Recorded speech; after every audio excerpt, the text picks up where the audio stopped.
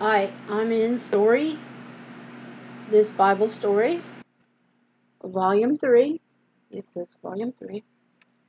We're at part 2, story 3, 5 girls make history. That's what it says. Okay? Israel now count out the east. Israel was now camped on the east of the Jordan River, the River Jordan, right opposite of the city of Jericho, because it was very near time for them to enter Canaan, and every able-bodied man would be needed for the invasion.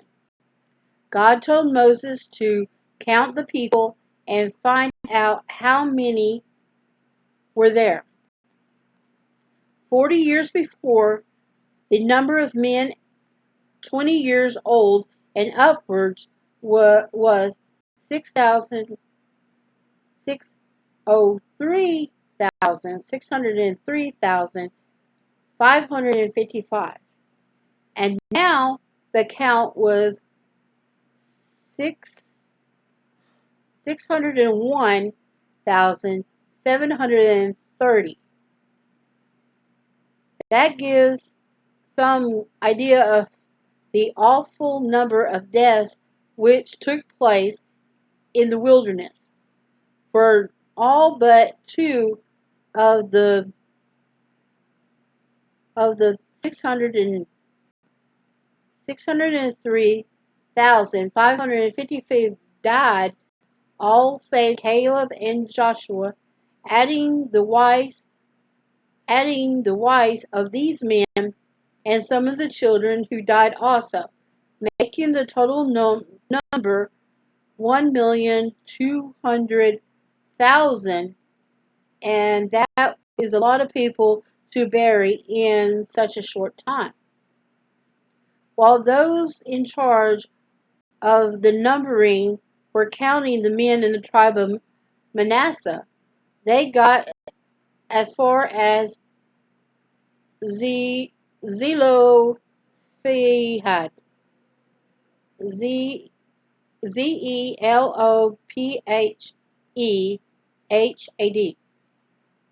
Zelophehad, and stopped for, give me a second,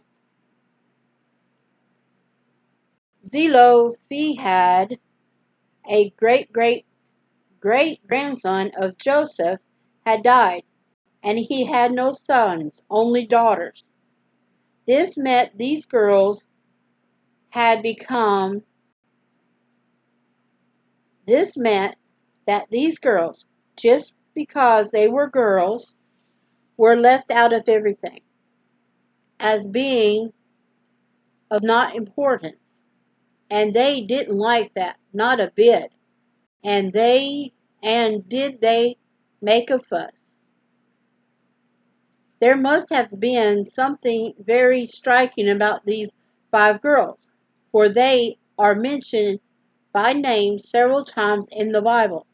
Perhaps you should learn their names so you wouldn't forget them.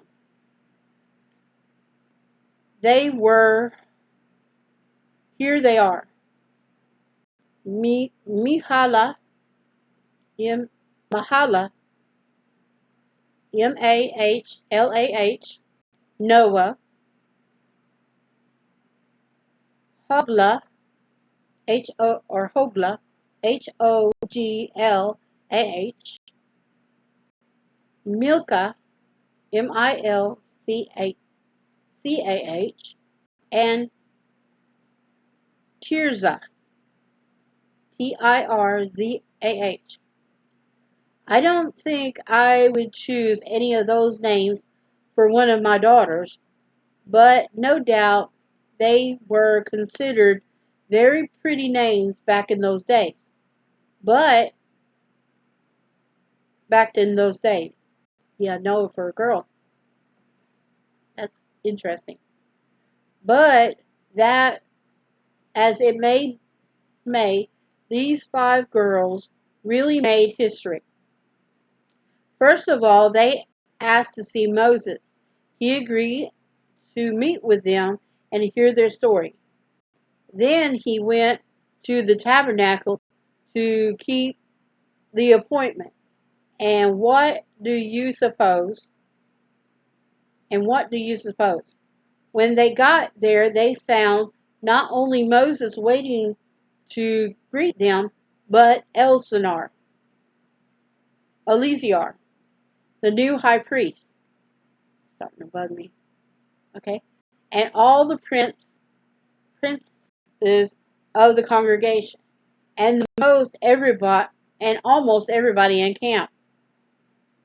Bravely, the 5 girls walked into the middle of the huge crowd, right up to the door of the tabernacle. What courage they had! Girls had never dared to do anything like this before. Just just of the speaker which one was the speaker, I don't know. Perhaps it was Mihala. Mila. I'm going to say Mela, because that's what it really looks like to me. Mela, the oldest.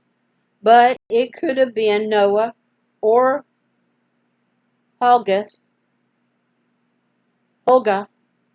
or Milka or Tirza.